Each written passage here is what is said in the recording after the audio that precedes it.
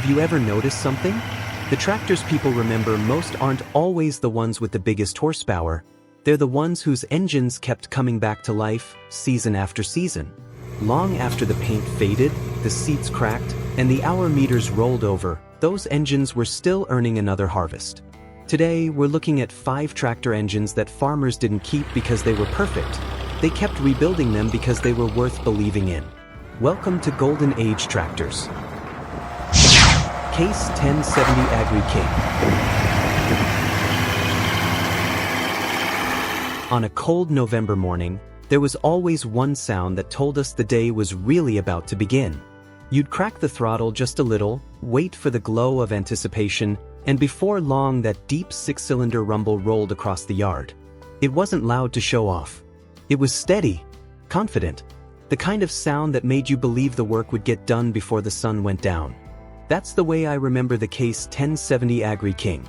Under that hood was Case's own 451BD diesel, a naturally aspirated 451 cubic inch, 7.4-liter inline-six that powered the 1070 through much of the 1970s. It wasn't built around flashy horsepower numbers. Around 100 horsepower was plenty for the farms most of us worked. What earned respect was the way that engine delivered its pull, hour after hour, without acting like every load was a fight. The thing I always noticed was how relaxed it felt under load. Pulling a chisel plow through heavy Midwest clay, the RPM would dip just a little, then that big 6 would settle in and keep digging. You didn't have to keep grabbing another gear every few hundred feet. The torque was there when you needed it, and that meant less strain on both the tractor and the fellow sitting in the seat. Another reason farmers stayed loyal was that the engine made sense. There wasn't unnecessary complexity hiding under the hood. Routine maintenance was straightforward, parts remained available for years, and when the day finally came for an overhaul, most owners saw it as an investment instead of a farewell. A good machine deserved another life, and the 451BD usually rewarded the money spent on it. I knew one neighbor whose 1070 changed hands 3 different times without ever leaving the county. Every owner rebuilt something on that tractor sooner or later, but nobody talked about replacing the engine unless it truly had no choice. They trusted that if compression was healthy, clean oil stayed in it, and the cooling system was respected, that old 6-cylinder would keep earning its keep. The sound became part of family memory too. My father could stand 50 yards away, listen for just a few seconds, and tell whether the valves needed attention or if an injector wasn't quite right.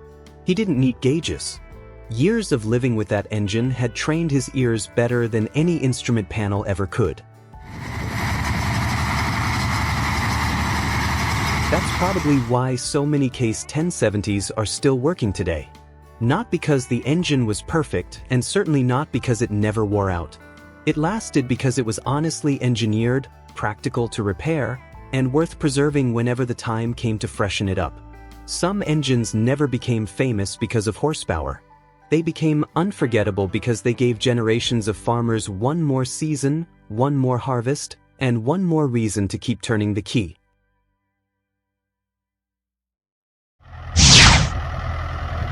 For 5,000. Not every engine earned its reputation by being the biggest one in the field. Some earned it because, year after year, they were always the first one out of the shed and the last one shut down at sunset. That's exactly how I remember the Ford 5000. Around our part of the Midwest, there always seemed to be one blue Ford that never stayed parked for long. If a neighbor needed hay baled, wagons pulled, fence posts drilled, or a mower running all afternoon, chances were that old 5000 would be the one headed down the gravel road. It wasn't because it was the newest tractor. It was because folks trusted what was under the hood. The heart of the Ford 5000 was Ford's 256 cubic inch, 4.2-liter inline-six diesel. Naturally aspirated and producing around 69 PTO horsepower, it wasn't built to impress anyone on paper. But it developed a reputation for smooth, dependable power that seemed to fit almost every job on a family farm. Built from 1965 through 1975, that engine became one of Ford's finest because it simply kept doing what farmers asked of it. One thing you noticed right away was how evenly it ran. There wasn't much drama when you eased into a heavy load. The engine just settled into its rhythm, almost like it knew exactly where it wanted to work. Whether it was pulling a hay baler through a hot July afternoon or running a feed grinder for hours in the middle of winter, it never sounded like it was being pushed beyond its comfort. What really kept people rebuilding these engines instead of replacing them was their simplicity. There was room to work. Routine service didn't require special equipment, and mechanics across rural America knew these engines inside and out. Even today, finding parts for a 256 diesel is still easier than many engines that came decades later. I remember an old dairyman saying that Ford never asked for much. Just clean oil, clean fuel, and don't let it overheat. He wasn't talking about maintenance from a manual. He was talking about respect. Give the engine what it needed, and it usually returned the favor for thousands upon thousands of hours. My grandfather had a habit I'll never forget. Every morning he'd stand beside the tractor for a moment after it started, coffee cup still in his hand, listening to the exhaust settle into that familiar, even beat. If everything sounded right, he'd simply nod once, climb aboard, and head to the field. That little ritual told me how much faith a man could place in an engine he'd known for decades. That's why the Ford 5000 is still remembered with such affection. It wasn't the fastest tractor in the county, and it never claimed to be. But its dependable six-cylinder became the kind of engine families held onto because replacing it never seemed like the better answer. Sometimes the engines we remember most aren't the ones that made the most noise. They're the ones whose steady rhythm became part of everyday life on the farm. Massey Ferguson 135. The funny thing about great engines is that they don't always live inside big tractors. Sometimes the engine people remember most is the one that fed cattle every winter morning, mowed hay every summer, and taught a young kid how to drive before his feet could barely reach the pedals. That's where the Massey Ferguson 135 found its place. If you ever spent time around one, chances are you remember the Perkins diesel before you remember the tractor itself. Most diesel-equipped MF 135s carried the Perkins AD 3.152, a naturally aspirated 152 cubic inch, 2.5-liter three-cylinder engine. It wasn't built to pull the biggest plows in the county. With roughly 45 engine horsepower, it was built for something just as important: starting every day, working honestly, and asking very little in return. There was something special about the way that little Perkins settled into its idle. It had a smooth, steady rhythm that didn't sound rushed. You could hear each firing pulse, but together they blended into a calm beat that became familiar to generations of farmers. Even after sitting in the machine shed for weeks, many owners trusted it to wake up with little more than good batteries, clean fuel, and a bit of patience on a cold morning. What made that engine so respected wasn't just fuel economy, though it earned plenty of praise for sipping diesel. It was the balance of the whole design. The AD 3.152 was simple enough that farmers understood it, durable enough that mechanics respected it, and forgiving enough that it often survived years of everyday work without demanding expensive attention. I knew a fellow who joked that his Massey had worked for 3 generations but had only one engine. It had been freshened up once with new sleeves, pistons, and bearings after thousands of hours, yet he never considered trading it away. He always said rebuilding that Perkins cost less than learning to trust another tractor. My favorite memory, though, belongs to my uncle.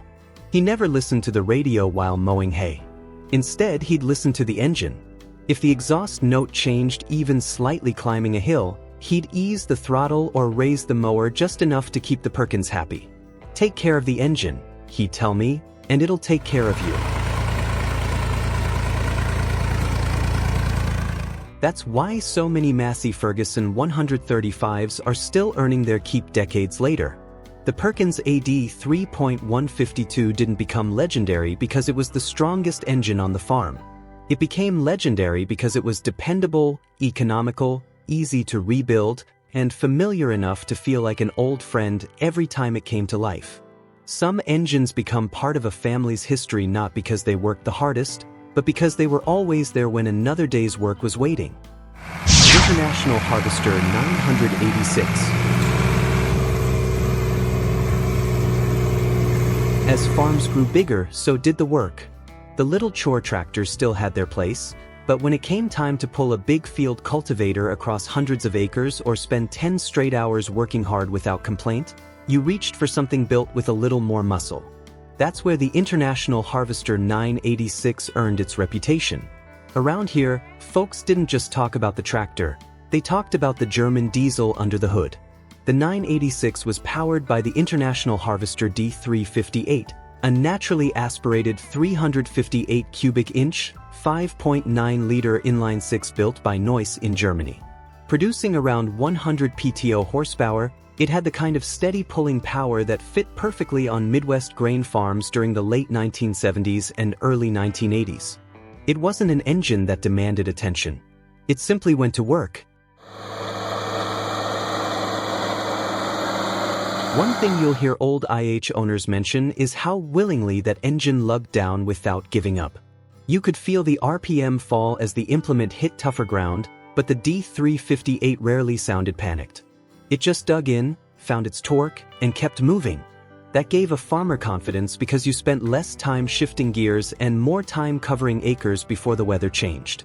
The D358 also built a reputation for being economical with fuel, especially considering the work it handled.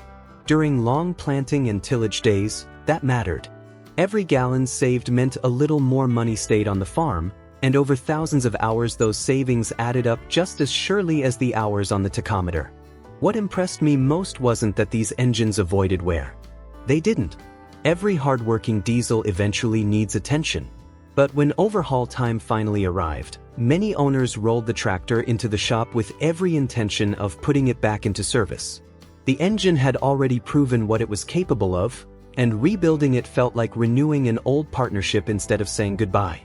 I still remember my father telling me not to judge that old IH by the smoke on a cold morning. "Wait until she's warm," he'd say with a smile. Sure enough, after a few minutes, the idle would smooth out into that familiar, deep rhythm that every IH owner could recognize from across the yard. To this day, hearing that sound takes me right back to spring field work before sunrise. That's why the D358 is remembered with so much respect. Not because it was the loudest engine or the most powerful in its class, but because it delivered honest torque, sensible fuel economy, and the kind of durability that made another overhaul worth every dollar. Some engines earned a farmer's confidence one season at a time, until, before anyone realized it, they'd become part of the family's story for a lifetime. John Deere 4230. By the time you've spent 40 or 50 years around tractors, you stop arguing about paint colors. Green, red, blue, they all had good machines. But every now and then, an engine comes along that farmers from every camp quietly respect. For a whole generation across the Midwest, that engine lived inside the John Deere 4230. Lift the hood, and you'd find the legendary John Deere 404, a naturally aspirated 404 cubic inch, 6.6-liter inline-six diesel. Built during the new generation era and powering the 4230 from 1973 to 1977, it delivered around 100 PTO horsepower. Those numbers looked good on paper, but they never explained why so many of these tractors are still earning their keep half a century later. The first thing you noticed wasn't the power. It was the way the engine responded when the load came on. Whether you were pulling a disc across sticky black Iowa soil, running a big round baler through heavy windrows, or climbing a long hill with a loaded grain wagon behind you, the 404 never felt nervous. It dug in with a slow, confident pull that almost seemed to tell you, "I've got this." That quiet confidence is what farmers remembered. The 404 wasn't an engine that demanded constant attention. Change the oil. Keep the cooling system clean. Feed it clean fuel. Listen when something didn't sound quite right. Do those simple things, and the engine often rewarded its owner with thousands upon thousands of dependable hours before anyone even thought about opening it up. When overhaul time finally came, very few people questioned whether it was worth doing. They already knew the answer. Because once the liners, pistons, bearings, and cylinder head were fresh again, that same engine was ready to head back into the field like it still had another lifetime ahead of it. I can still picture my grandfather standing beside our old 4230 before daylight. He never climbed into the seat the moment it started. He'd rest one hand on the hood, close his eyes for just a second, and listen. He wasn't listening for horsepower. He was listening for balance. A faint knock. An uneven injector. A whistle that hadn't been there yesterday. To him, that engine wasn't a machine. It was something you learned, respected, and eventually understood almost like another member of the family. Today, you can still find 4230s with well over 10, 15, even 20,000 working hours behind them. Not because the John Deere 404 was indestructible, it wasn't. Every hardworking diesel eventually wears. But it was designed honestly, rebuilt willingly, and trusted deeply enough that generation after generation kept choosing repair over replacement. And maybe that's the real measure of a forever engine. It isn't the one that never breaks. It's the one a farmer believes is worth bringing back to life every single time. The older I get, the more I believe a tractor isn't remembered for its paint. It's remembered for the engine that kept showing up year after year when there was work to do. Every engine we've talked about today eventually wore with time. But they earned something far more valuable than a reputation. They earned another rebuild. Now I'd like to hear from you. Which tractor engine has earned your respect over the years? Leave your story in the comments. Some of the best ideas for future videos come from the memories you share. And if these old tractors still mean as much to you as they do to us, we'd be honored to have you along for the next ride here on Golden Age Tractors. Until next time, take care and keep those old engines running.